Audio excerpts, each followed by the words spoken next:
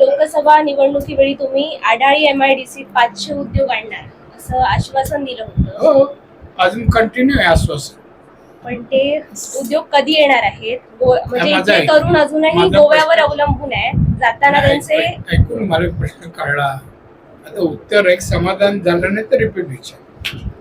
आडारीच्या ह्याच्या इंडस्ट्रीमध्ये प्रकल्प आणणार, इंडस्ट्री आणणार, रोजगार हे पूर्ण खरं आहे. आडारी आणि दोडा मार्गात जिथे जवळ डॅमच्या जागा आहे तिथे आणण्याच्या दृष्टीने माझी जिंदाल आणि अदानी दोन्ही ग्रुपची मीटिंग आहे.